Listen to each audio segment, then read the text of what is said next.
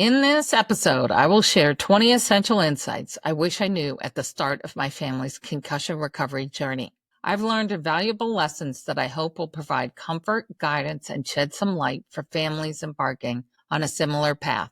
I will be covering important topics such as the importance of setting realistic expectations, understanding the invisible nature of concussions, the impact of pre-existing conditions, the nonlinear nature of recovery, and many more topics, each grounded in the lived experience of navigating concussion recovery as a caregiver and parent 10 times. I'm Mary-Katherine McCarey, and this is the Moms Heal Heads podcast.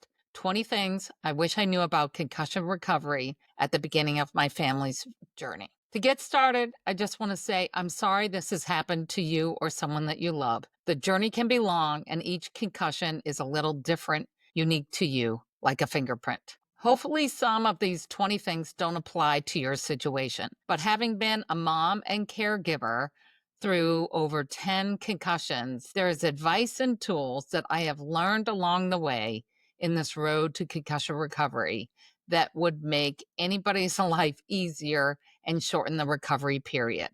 If only I knew. Each one of these 20 topics I wish I knew are in their own right separate podcast topics, which will be recorded individually. This presentation isn't about medical expertise, but about hard-learned lessons and practical advice that I wish I had known from the start. I have organized these 20 topics into 5 categories: expectations, recovery, supports, symptoms, and tools. My hope is that you can leverage my insights to accelerate you or your loved one's concussion recovery and symptom relief, as well as lessen the frustration by being more educated than I was on this journey. I wish someone set proper expectation as to what we are in for. If you are part of the 20% that the concussion hasn't gone away quickly, you can be in for a long haul. That could be months or years. Things may never be exactly the same, but I promise you it will get better. This is just one chapter in the book of life, but it isn't easy, as it's an injury that is like no other to heal from. It's much harder than a broken bone, and the timeline varies a lot for each person. There are days that it is frustrating and depressing with no end in sight, but you are not alone. Leverage your doctors and join a community such as Moms Heal Heads so that you have an extensive support group. Ask questions, vent to reduce stress from lack of improvement. Hear about other solutions or unconventional interventions that worked for somebody else. It was so much more than I was prepared for, and I didn't have a community to share it with. So buckle up as you're in for a ride, often with twists and turns, progress, and then receding backwards before going forward again. You haven't done anything wrong. This is the journey, the healing process. So let's get started with the 20 things I wish I knew.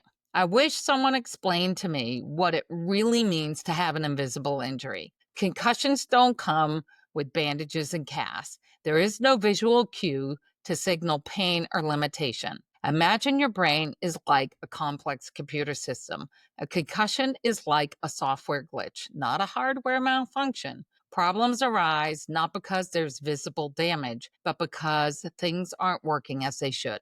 That makes it difficult for people to understand the severity. Some people will assume your loved one is fine because they look fine or they can speak, but that is not the case. For one of my daughters, they could speak about a topic they had learned pre-concussion in grave details for many minutes with lots of passion. A teacher thought that meant they didn't have a concussion any longer and didn't need the accommodations. The reality is, one minute they can talk, another minute they blue screen like a computer and have no words. Later, they have some speech, but it could be like incomplete sentences as a 3-year-old was talking. And choices can be difficult. Described to me as my brain has too many tabs open and it just freezes. After weeks and months of this, I developed my own test. I'd select a favorite meal and something they actually hated to eat and ask them to make a choice. When it isn't a good day, no choice could be made.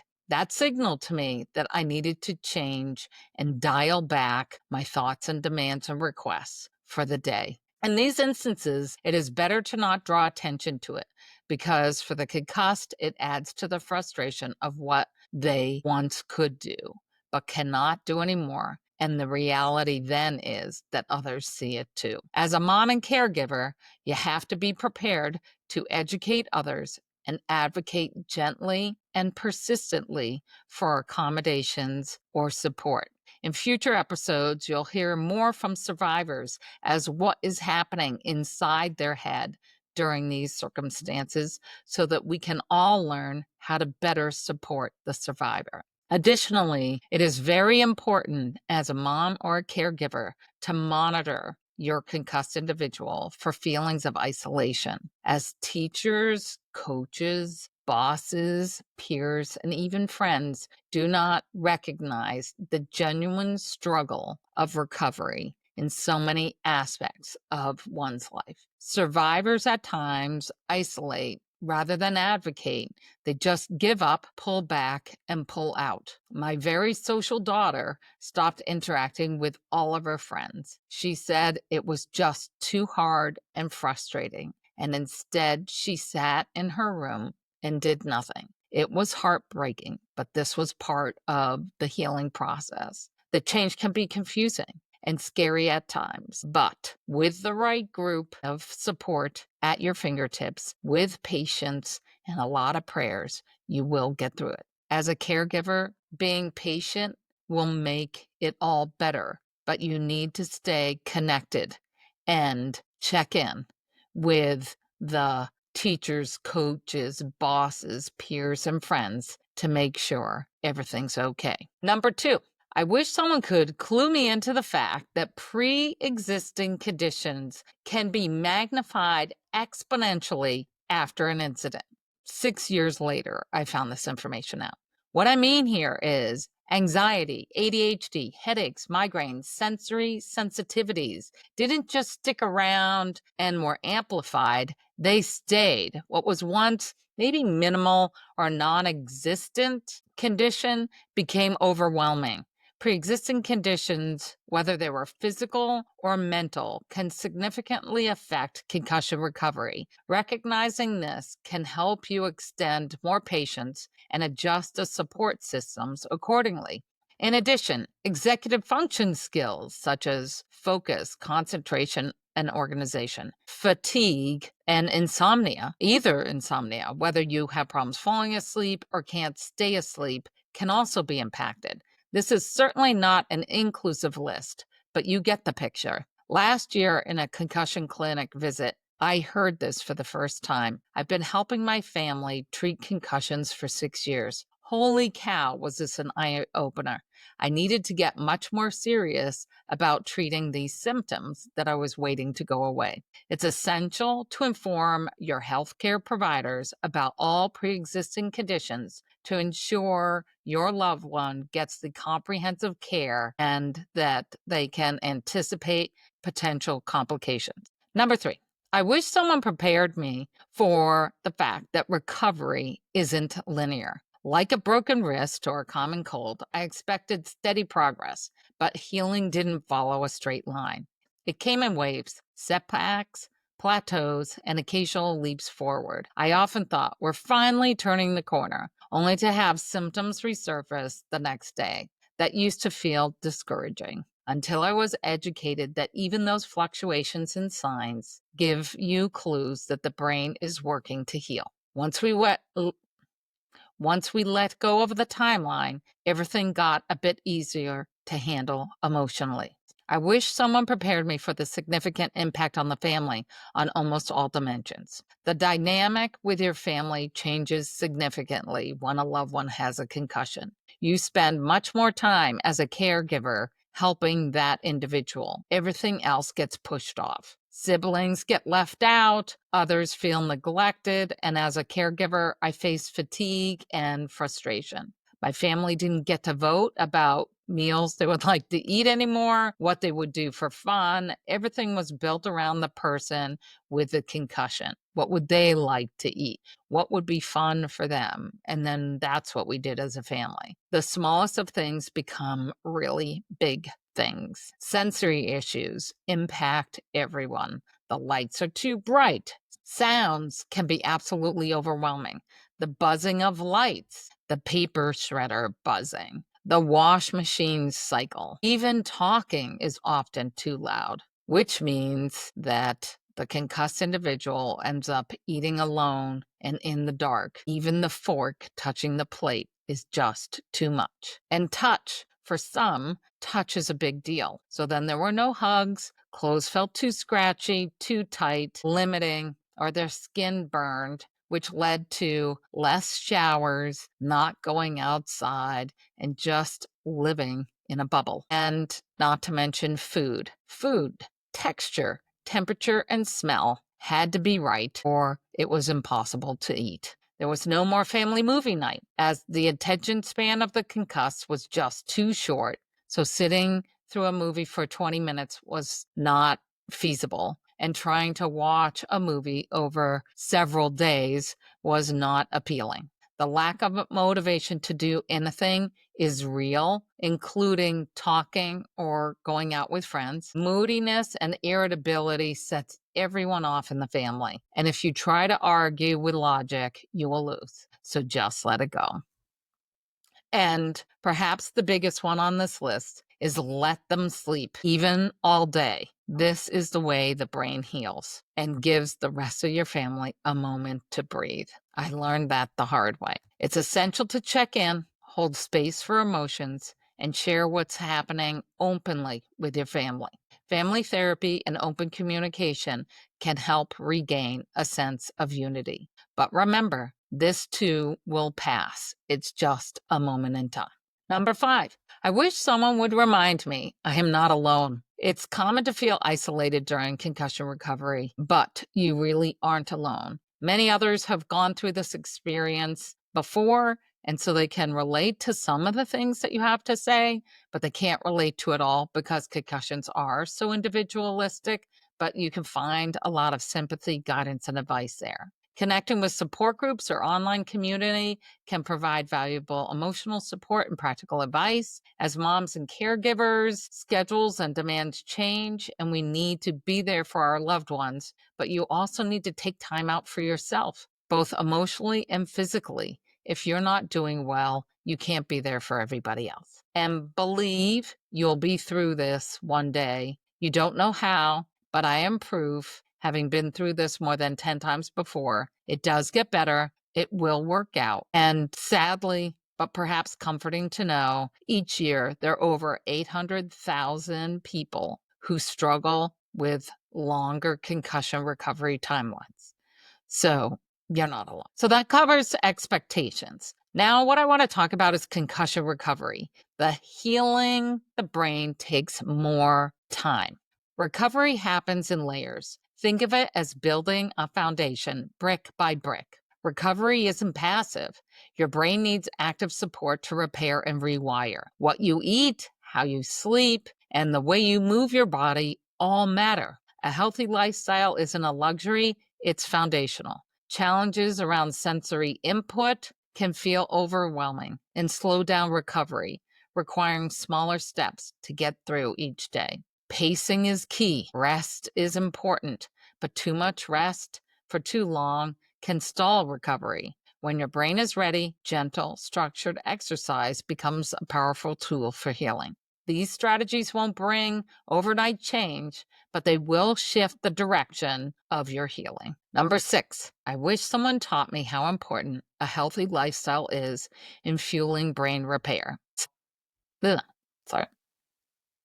The 7 critical elements of a healthy lifestyle are good sleep, nutritious food, which includes omega-3s, antioxidants, protein, and healthy fats, exercise, hydration, mindfulness, having fun, and reducing stress. They all play a critical role in having a good, happy day, able to regulate symptoms and improve resilience. Healing requires a whole body approach. It's foundational to having a good day. I learned after lots of research, if one or two of these areas gets out of balance in any day, it leads to a horrible day. More stress, exhaustion, irritability, anxiety, depression, leads to poor sleep, possible sickness because they're just so fatigued, and the inability to complete projects and tasks. It took me the better part of 6 months and trial and error to put all this together.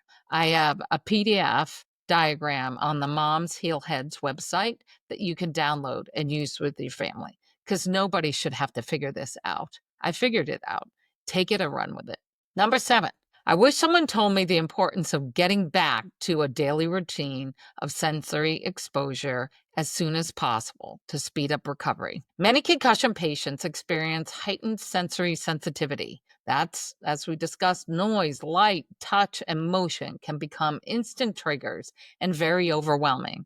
The older approach was to remove the concussed individual from their daily environment and to stay home until symptoms subsided, which I did with both of my daughters as they sat home from school for over a month. Now, however, research shows that this is the worst approach that you could take because it's much harder to come back to the daily routine because you've put yourself in a bubble. Instead, it's important to gradually reintroduce sensory stimuli at a pace that does not exacerbate symptoms. We had to reintroduce sensory experiences gradually, 5 minutes, then rest to reset. Next day, it was 5 minutes and a few seconds. The next day, eventually 6 minutes, 10 minutes. Some things don't require waiting a day. They just require waiting a few minutes and trying again. But pacing is crucial in the process to avoid setbacks and is really a very individualistic driven approach. This new approach speeds up recovery time and is much less difficult to get back to some level of normalcy. So with one of my daughters, we put her back in school fairly quickly, and they have a program that allowed her to start a class. If she couldn't finish that class because she had a raging headache, she could go to her room, reset, and then when she was ready to try another class or go to the lunchroom, try some different stimuli, come back and reset. And this was quite a process over, in our case, months versus weeks, but it allowed her to gradually work up to normalcy. And that is extremely important because these people already feel so different. So putting them back in their environment at the pace for which they can handle certainly makes part of their day feel normal again. Number 8, I wish someone told me getting back to some light exercise shortly after concussions was helpful. This is another topic which logically did not make sense to me until we sat down with a physical therapist. And this topic, of course, is heavily dependent upon the type and severity of one's concussion when it is safe to begin some form of exercise. A medical professional really needs to be involved, or your entire care team. In addition, the Wall Street Journal recently wrote an article on this as well. Exercise scared us at first, but under guidance, we learned that it's essential to recovery. Once cleared, light exercise helped calm the nervous system and reduce anxiety, restored some level of balance in my daughter's mental health, and it helped restore mood and some energy. But timing is everything. We started slow with short walks and then riding an incumbent bike so that she couldn't get hurt, and built up a few minutes at a time until she got a headache. She felt the pressure, then she'd almost ride like a toddler and really slow it down until the headache subsided, and tried to build up gradually again in small increments. And we worked with the concussion clinic care team to build the plan on how many minutes to start with, how to increase it, and then we would touch base on a regular basis with that care team to make sure that we were doing it safely. Similar to number 6, living a healthy lifestyle, getting up and moving again is good for several reasons. If the concussion was due to a sports injury, the player often identifies with the sport and is missing it, and this can lead to depression. Some type of exercise is good to stay moving. but it is highly recommended. It is not the competitive sport that one was playing that they start exercising, because it's too easy to push it. Instead, they should do a completely different level of exercise so that they can pace themselves and take time. It's also important to note that females who stop sports cold turkey from a concussion are at the risk of POTS, which stands for posterior orthostatic tachycardia syndrome, which is characterized by a rapid increase in heart rate and dizziness when changing position, either from laying down to sitting or sitting to standing. This can be solved by changing one's lifestyle, such as taking medicine to regulate your blood pressure, wearing compression socks, eating more salty foods, drinking electrolyte drinks that have more sodium in it. And the sodium and potassium are important because it helps your blood cells absorb water better to avoid the risk of dehydration. And one of my kids spent all of 10 weeks in bed one summer with such dizziness that they could not really get up. They felt sick all the time. And after 9 doctor's appointments, diagnosis from a cardiologist on a stress test revealed that she had very low blood pressure and now takes blood pressure medicine in order to just live a normal lifestyle. So rather than struggling the 10 weeks that we did, seeking medical intervention for dizziness to get a proper diagnosis and find symptom relief faster is definitely the way to go. The next section I want to cover is about supports. Studies show that patients with comprehensive multidisciplinary care teams have significantly better long-term outcomes than those who go it alone with a single doctor.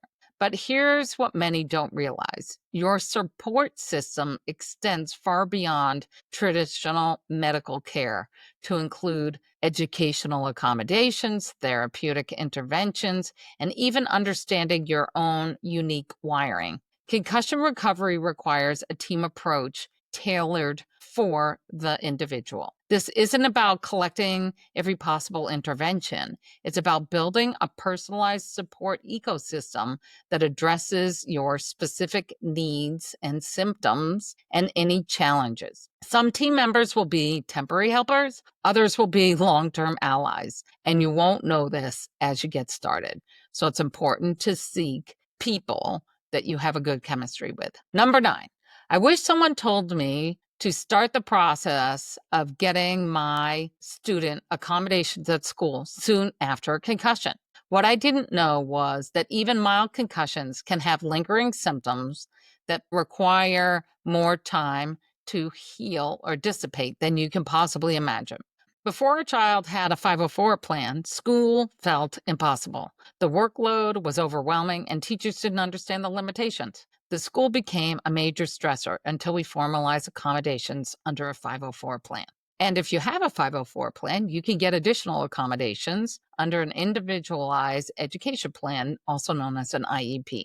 For example, you can get approval for wearing sunglasses or headphones or a baseball cap, reducing screen time, flexible deadlines, taking tests in quiet rooms, reducing the workload, and scheduling breaks, all making learning manageable again. Accommodations are one of the most powerful support tools you can put in place. The process to apply for accommodations takes time, however, so it's better to start it at the beginning of one's concussion recovery than wait and lose months before you think you need it. You can always cancel the meetings. Understanding and advocating for these rights is crucial for academic success during this recovery period. I would recommend to also stay connected with teachers in all of their classes, as well as the school nurse. Share what's happening between classes, find areas for breaks, and find out where the misunderstandings are. As I mentioned before, just because my daughter could talk about a topic they knew pre-concussion doesn't mean they no longer have a concussion and can easily process new information or analyze and apply it. And by constantly staying in touch, you can find out where the accommodations are no longer being honored and being persistent about getting that back on track. The other thing that we found out from a training trending perspective was that doing all the math and science classes kind of back to back was easier than mixing those with the humanities, and going back and forth was very difficult for the brain to be able to do. Understanding these trends allows you and the school to have the right level of accommodations so that your child can be successful. So you really need to stay connected with everyone to understand what is needed and where you need to advocate. Number 10, wish someone suggested animal therapy as a complementary source of support. My family had mild anxiety before any of their concussions, and it really ramped up afterwards. The lack of joy, happiness, and laughter was real. After years trying many things, we ended up succumbing to a family pet, a dog. Interestingly enough, a dog is the most common animal for individuals recovering from a concussion due to strong bonds with humans. But almost any animal can be a therapy animal, including cats, horses, rabbits, guinea pigs, birds, miniature pigs, ferrets, hedgehogs, and believe it or not, fish in aquariums. After getting our Labradoodle, we found out that actually everyone in the family needed his therapy. But what was so amazing is that this animal knew what each person needed. For one of my kids that now has higher anxiety, he was a weighted blanket and would stretch across her as she laid on the couch. My other daughter needed something totally different. She would sit down and the dog would circle around and sit in her lap so that she could pet it, and that would help reduce her anxiety. For me, it was doing very funny things to make me laugh because it was very hard to find all this work other than stressful. So he was my de-stressor. And for my husband, he sits and does laundry, ferreting out all the socks and requiring a treat for each one of those socks. So again, we all needed something different. We didn't even know we all needed this, but this animal was amazing for us. But given the time commitment and the care that an animal really takes, it requires really big decision. I over-labored and made the situation much more complex, and I wish I hadn't overthought it and just gotten the animal earlier. But not everyone is in that situation that you're able to dedicate that time and commitment. So you need to weigh it. And the type of animal really depends upon the type of concussion and the symptoms that somebody has. And in my research, I found out that even fish provide relief. And that made me really wonder, could you watch a documentary on fish swimming in the ocean or whales swimming instead of owning an animal and get the same de-stressing, relaxing relief that comes from watching that movement? It's something worth trying if expense and dedication for an animal doesn't really fit your lifestyle. And I would also highlight whether you need a service animal, a therapy animal, you have a family pet, emotional support can be incredibly soothing for the nervous system and very powerful in concussion recovery for all. Number 11, I wish someone educated me about human design to personalize my daughter's support. Now, human design, many people haven't heard of before. It is a personal blueprint. It applies the Chinese I Ching, the chakra system, the Kabbalah, astronomy, and quantum dynamics, and maps out who you are, your energy style, your experience and how you process your environment, how you make decisions, what you need to do to stay kind of in harmony in the world, etc. And after one of my teens got a concussion, they became what I thought was very empathetic. And that level of empathy ended up cratering them every day. And so after the third period, they were kind of done and needed to go reset. So I kept saying to her, you got to go to school, envision that you're in a bubble. And that didn't work. I'm like, okay, you go to school and put on the armor. So when you hear someone's having a bad day, don't internalize it, let it go. And she just couldn't do it. She couldn't be Teflon. Everything stuck. She couldn't visualize and get out of her own way. And talking to some other people, it led me to go to a website for a free assessment. And all you have to do is put in somebody's birthday. So it's the date, the time, hours and minutes, and the location. You get a free chart. And oddly enough, I found out that this kid is one of 5 archetypes. It's called a projector. And this type of person gets exhausted from people after a while, and they need to go away and recharge. And I was like, you have got to be kidding me. This explains everything. And this was very mind-blowing for me. It gave me a lot of insight into why certain environments and routines were draining. It helped me stop forcing strategies that didn't fit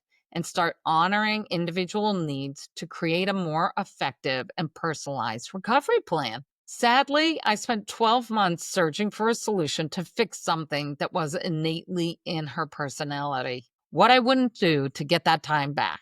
So learn from my lack of knowledge and get a human design assessment. Number 12, I wish someone educated me on the importance of a multidisciplinary approach. I talked about this earlier, about having a multidisciplinary care team instead of going it alone. Traditional neurology helped us understand systems and treat headaches and sleep disturbances. But since COVID, the wait time to get an appointment with a neurologist is 2 to 4 months. So schedule an appointment. You can always cancel it. But waiting months when your loved one is barely functioning due to severe headaches and the lack of sleep is utterly avoidable. And other providers may be necessary to reduce symptoms. Our care team included functional neurology that worked on balance, eyes, back, and hearing, physical therapy, which monitored exercise and built a plan to increase the exercise at an appropriate pace, vision therapy, which I'll talk about later, that worked with the eye prescriptions, lens types, and tracking. Mental health support handled needs and frustration due to the inability to do certain things to help reset and progress and really to believe and hold hope again. Because when you have to climb this hill, it can be daunting at times. We had a cardiologist who helped us with the decoupling of the heart rate and the blood pressure to kind of get back on track with that dizziness. And a couple unconventional practitioners that they all played a role in helping reduce symptoms and expedite concussion recovery timeline. Number 13, I wish someone suggested that I get my daughter's eyes checked. Vision therapy really was a huge game changer. One of my daughters struggled with fatigue, headaches, concentration, anxiety, and mood long after the initial injury. Vision therapy, something I'd never heard of before, turned out to be the key to resolving many of these persistent symptoms driven by always being in fight or flight mode. So let me walk you through this. I found an ophthalmologist that worked with concussions and using colored lenses to help with concussion recovery. I found out that an ophthalmologist 3 hours away studied under this guru.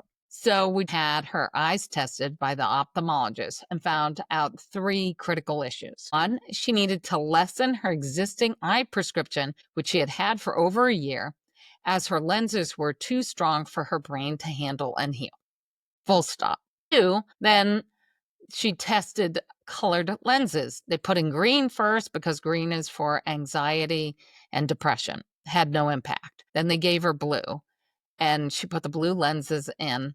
It's at like a 15% tint, blue tint. And a tear within 5-10 seconds started to come down her cheek. And she said, finally, someone gets it. Now, this blue tint is not blue light glasses. It is literally a blue tint. If you watch any Marvel movies, this is the Tony Stark glasses. It's a 15% blue tint, but it took her out of fight or flight. So it reduced a lot of her symptoms, including that persistent fatigue. It didn't go away, but it lessened it by a lot.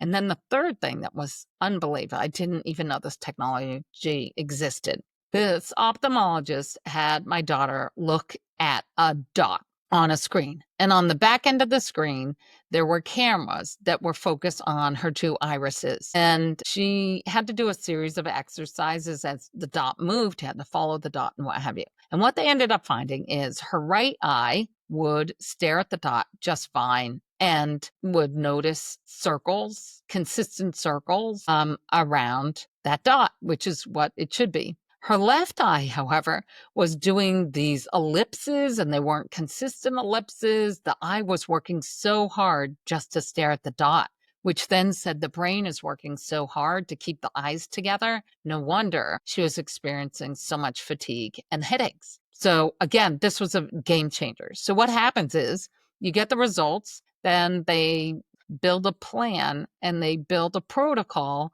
of a series of eye tests and exercises that you do over roughly a 12-week period. And then they rerun the eye tracking test to see the results. You'd never believe what her eyes look like. And this made a huge difference. But in all the concussion recovery teams and clinics that I have met, no one included an ophthalmologist in the mix. And I highly recommend it. Number 14, I wish someone sat me down to tell me the importance of therapy. And therapy really on 3 levels. First of all, you all need to understand that concussion recovery involves emotional processing.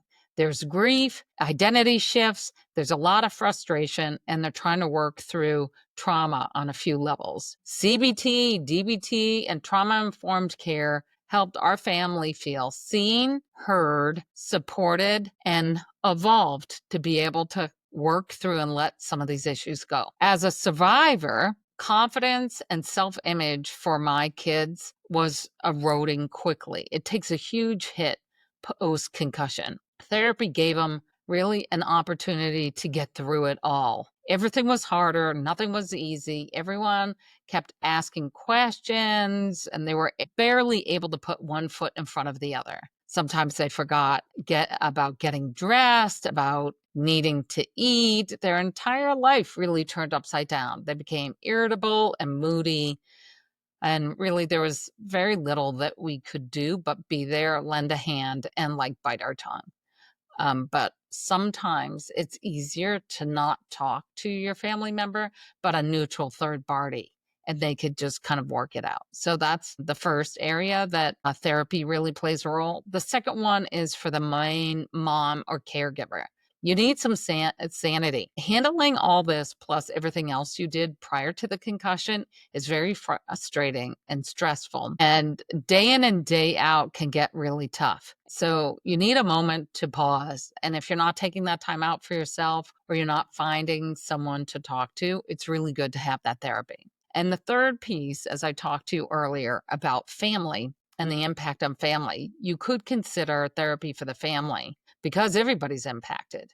And the trauma is tough to see on everyone. It's hard to watch someone you love suffer and struggle the way that they do, and that there's little that you can really do for them. So I would say therapy isn't an option. It really is critical. The next section I really want to talk about is symptoms, because there are a few, 4 in particular, that were very hard for me to try to resolve. And there are a few truths about these symptoms that really surprise people. One is energy management becomes a full-time job, which we all are like, what? We're not running a marathon, so why should that be a big deal? Headaches are often feel like nothing you can ever relate to. Sleep becomes elusive when you really need it most.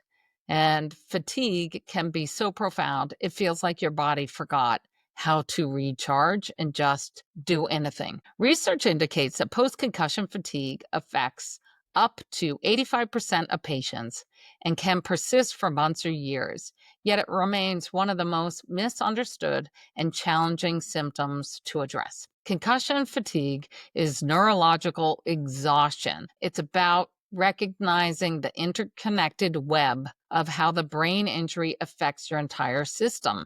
When you understand that your afternoon headache might be triggered by morning screen time, or that your sleep struggles are actually your brain's way of protecting you from overstimulation, you can begin to work with your symptoms rather than against them. Number 15, I wish someone prepared me to manage energy like a precious resource. Energy management is tough. It's a skill most of us don't have unless you have had to pace yourself for sport or long distance activity, or if you've been so ill that you had to slowly pace yourself to kind of get back on your feet. The way to look at energy management is that your energy is a finite resource. It's a battery that needs consistent charging and careful use. One of my daughters explained it as spoons, and that they only had so many spoons of energy a day. And even if you pushed them past those spoons, then you started eating into the spoons of the next day, which meant they were going to be able to do less than normally would. So a few thoughts on how to manage energy.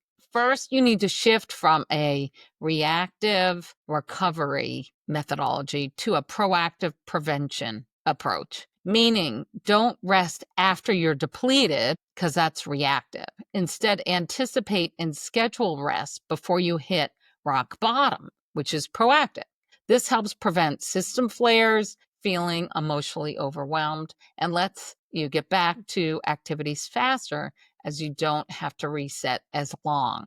That still doesn't mean they need an hour or more, but they may not need 3 or 5 hours to reset. Recognizing your energy levels also requires a methodology for measurement. With one of my kids, we used colors. We used a red, green, yellow approach. So green was good, yellow was cautious, I'm losing energy, and red was I'm depleted. With my other daughter, we used a numbering system that was more effective for her. So that worked. When you go to the doctor's office, a lot of times for pain, they use emojis. So that might work for tracking energy. There's lots of methodologies, but just make sure you have one and you consistently use it so you can start seeing trending.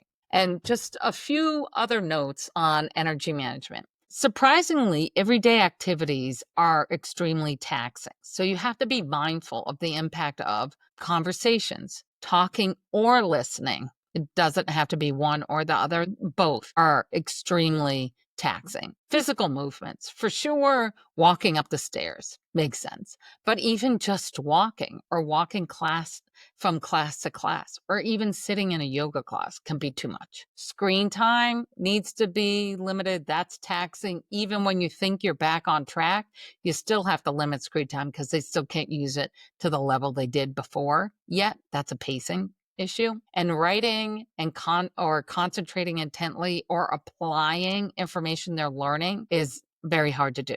One of my kids, it took quite a while before they could go from writing bullets to writing a paragraph again. And that was just kind of basic stuff, but she could barely speak it, let alone have it be cohesive writing. Make sure you're building rest into your day is really important. There's 3 elements to that. You schedule breaks, so plan short, frequent breaks to recharge. Even 5 to 10 minutes can make a huge difference. Nap strategically. A power nap for 20 or 30 minutes can really boost energy levels, but it depends also how deep you were in that sleep and how you wake up. Because if you were in a deep REM, coming out of that is still difficult. And then mindful relaxation. Practicing things like deep breathing exercises, meditation, progressive muscle relaxation to calm the nervous system are all extremely helpful. And the other aspect is communication is key. And you're going to have to repeat and repeat and repeat yourself. You got to explain your needs. So friends, family, colleagues, your boss, teachers have to know your energy limitations and how they can support you. Don't overcommit. Learn to say no to protect your energy. And if you can't do that, then you should assign someone to be your advocate to ensure you don't overcommit. And we've had lots of negotiations on this. We let our daughter go to the prom, but we said, okay, we're going to have to pick you up early because all of that noise and socialization was going to be way too much and it was going to steal her energy from the next few days. So we didn't want to do that. So you have to find the right balance on what it is to feel like normal and how to heal. And I can't emphasize enough the importance of rest for concussion recovery and symptom relief. It really is critical. Number 16, I wish someone told me that headaches aren't just headaches. They are often debilitating. And depending on who you follow, there's 5 or 6 different types. They move around your head. And one of my kids had all 5 or 6 in a day. And they would move around. She'd wake up, they'd be in one location and slowly move around her head throughout the day. She'd go to sleep with a headache, wake up, never reset, and still had the headache. So she was barely functional. Headaches stem not just from the injury itself, but from vision issues, your posture. Often they lean forward because the head is heavy, overstimulation, dehydration, certain foods can set you off, those sensory issues we talked about before, and the list continues. So tracking patterns really helped manage treatment through some was medication, some was lifestyle changes, and using stress reduction techniques. We needed to get a neurologist involved for treatment and symptom relief. If you recall, I had mentioned to you, it takes 2 to 4 months to get an appointment with a neurologist. So you need to do this early. But my child was not functional for a couple months. We were on the wait list for a cancellation, and it still took 2 months to get the meeting. We got a specific medication because over-the-counter medication didn't work. And we tried a few other modalities, cold and heat therapy, massage in certain areas to see at the shoulders and at the where the brain stem is, if we could just get some relief. Certain scents work for some people, lavender and peppermint specifically, and constantly dimming the lights or even eating dinner with candlelight, but darker than you would normally do for Thanksgiving dinner really was helpful. And as mentioned previously on the multidisciplinary approach, it takes more than one provider to help with headaches, and neurologists are really hard to get in to see. So schedule those appointments, and if you don't need it, cancel if your symptoms change. We also worked with a separate neurologist to aid in sleep, and that is my number 17. I wish I knew sleep disruption was difficult to resolve, yet so critical to brain healing. I would have actually worked on this earlier. A well-rested brain heals better and faster and makes everything feel more clear. Emotions are more clear. When you're upside down, everything is easier to articulate and just put into perspective. Yet, sleep disruption is very, very common with concussions and can exacerbate all other symptoms, which makes it so critical to fix early. You're trying to fight different symptoms, whereas sleep disruption kind of helps mitigate some of those symptoms, so it may not be so severe. Sleep is also very essential in brain healing. And as I mentioned before, I made the mistake of thinking sleep was like with an infant. You know, you don't want an infant to sleep all day because then their sleep patterns get messed up at night. So I was waking up my daughter so that she was okay. But I learned that that was the worst thing I could have done, that if they're sleeping all day and not eating, that's okay, because it's their body prioritizing sleep as the most important element in healing at that time. So just let it go. Good sleep hygiene is critical. It includes calming nighttime routines. Neurologists may need to get involved because the sleep was also tied to headaches. And this is where medication intervention may be appropriate. So improving sleep really helped everything else get better. So I highly recommend taking this on early in the process. Number 18, I wish someone told me that fatigue was going to be the toughest symptom to solve. And I probably wouldn't have this list of 20 if I wasn't trying to get rid of the fatigue that after year one was still there. And we just kept fighting and fighting it. So fatigue is misunderstood. It's not just tiredness. It's deep, unshakable exhaustion that just doesn't resolve itself with rest. Both cognitive and physical fatigue are common and can be some of the most persistent symptoms. And fatigue doesn't always respond to naps or to sleep. It's a deep kind of exhaustion that makes even thinking feel impossible. Survivors will tell you this is unimaginable and hard to describe just how bad it is. And going back to the first topic about the invisible injury, at times you think they're lazy. Nope, they just still need to heal. They really can't do whatever it is. And I've tested this even using motivational tactics, and nothing worked. And it just proved to me that it really was real. So this ties back to sleep, energy management, inability to relax and de-stress,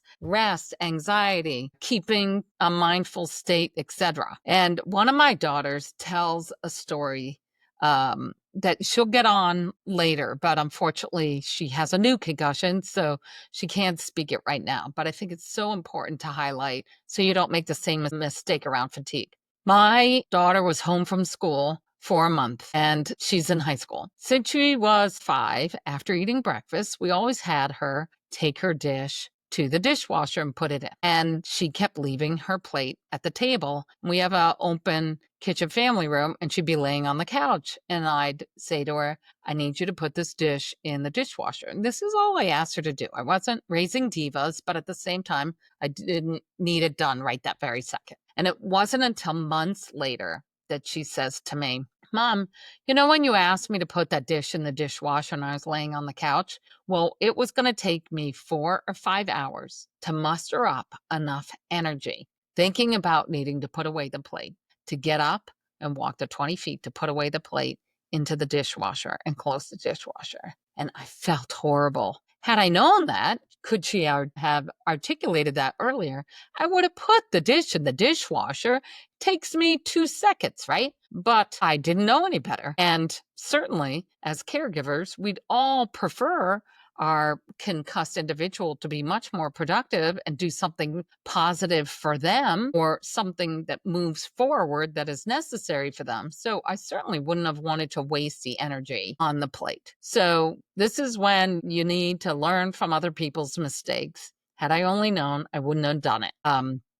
And these lessons learned can be very powerful and meaningful to others. So I certainly want you to learn from mine. The other thing about fatigue was we had to stop and learn to expect bounce back days. So just because you're moving in a forward direction doesn't mean at some juncture you're going to need to bounce back and feel like you've gone backwards and receded, and then at the right time you'll forge forward. There's nothing wrong with what anybody has done. This is just the way that the body often reacts as it's healing. So accepting fatigue, that it is real, leads to learning strategies such as many of these that I'm sharing with you today. Understanding fatigue was neurological really helped us respond with more compassion and smarter pacing. So I hope that's helpful. The last 2 on this list we're going to move to are tools that really made a tangible difference. And when you think about tools, I need you to think about neuroplasticity and understand that the research shows us that the brain's ability to reorganize and form new neural connections continues throughout our lifetime, and that this capability becomes supercharged during recovery when given the right environment and tools. I've learned that healing isn't just about waiting. It's about discovering what helps your unique brain recover. And everybody needs a toolkit for healing, but that toolkit is going to vary by person. Many of the topics today could also be considered tools, and this section is about really empowering you to think outside the box with both a high-tech and low-tech tool that can accelerate healing. In general, you need to think about tools that some tools will feel immediately helpful, like the blue lenses for my daughter. Others may take weeks or months to show their impact, but you gotta try and keep trying to see if there is an impact, and you gotta measure them. The goal isn't to use every tool available. It's to experiment thoughtfully and build a personalized toolkit that supports your brain's remarkable capacity to heal and adapt. Rather than covering all the obvious tools, I've chosen the last 2 topics on my list to be a little less conventional in hopes that they can help you seek alternatives in the case that you have long, lingering symptoms. Number 19, I wish someone told me about neurofeedback brainwave therapy to give the brain a boost. Now, neurofeedback is also known as EEG biofeedback. It's non-invasive, it's evidence-informed therapy that supports brain regulation by providing real-time feedback on brainwave activity. It's gaining a lot of traction as a complementary tool in concussion recovery, especially for individuals experiencing lingering symptoms such as fatigue, anxiety, sleep disorders, headaches, difficulty concentrating, amongst others. This was a lifeline for one of my daughters 5 years ago, and we saw the benefits in all 5 areas, as well as a calmer mood. Neurofeedback can literally train your brain to function more efficiently based on the principles that the brain has the ability to change and adapt. Holy cow, this was super game changing in our family. At the end of a few months, I got my concussed daughter to about 85–90% of the way back and significantly reducing the symptoms that were lingering that we are having a tough time fighting. So it was worth its weight in gold. It's worth looking into as a tool in your toolkit if you can find a certified practitioner. And I would get feedback from patients or past patients before I would sign up. But I have to tell you, I couldn't imagine life without it. And my last tool, number 20, is I wish I knew daily rituals and positive mindsets really mattered. So never underestimate the power of positivity and having a glass half full mindset. Establishing a daily ritual that includes positive thinking and setting aspirations can provide a mental framework for recovery. A positive mindset doesn't erase the symptoms, but it does help carry you through them with more grace, making space for what unfolds in the day. We started each day with a series of small rituals. First, we had affirmation cards that I bought on Amazon to set the intention of the day. The routine was shuffling the deck and picking a card that gave each person structure and helped us focus on hope and strength, not just symptoms every day. Secondly, we started setting intentions to help manifest and believe in a better future after recovery. Third, we kept talking about the need to remember to ask for help and that all people need help and people want to help, but people who haven't been in a concussion don't know how to help.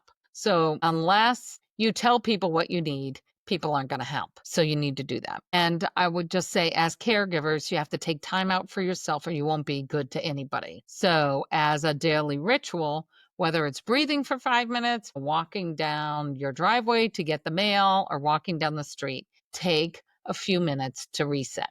My family is proof you will get through this. This is just one chapter in the book of life. And that sums it up. The 20 things I wish I knew about concussion recovery at the beginning of my family's long journey. Thank you for tuning in to today's episode. If you are dealing with concussion recovery, you are not alone. That's why this podcast brings you a powerful blend of expert guidance, cautionary tales, inspiring journeys, and practical resources to help support you and your family at every step in your concussion journey. If you find this information helpful, click follow, subscribe, or drop a 5-star rating today, as it helps us keep the most relevant content coming, as we are dropping new episodes regularly and you don't want to miss out. And don't forget, if you want to take the conversation deeper on this topic or have questions about concussion recovery, join the Moms Heal Heads Facebook community, as healing happens faster together. I'll see you in the next episode. This podcast is presented solely for educational and entertainment purposes. I am just a mom who has navigated concussion recovery with 2 family members over 7 years. I am not a licensed therapist, and this podcast is not intended to be a substitute for the advice of a physician, professional coach, psychotherapist, or other qualified professional diagnosis or treatment. Users should not disregard, go against, or delay in obtaining medical advice for any medical or mental health condition they may have, and should seek the assistance of their healthcare professionals for any such conditions. Until the next episode, join the conversation on the Moms Heal Heads community on Facebook.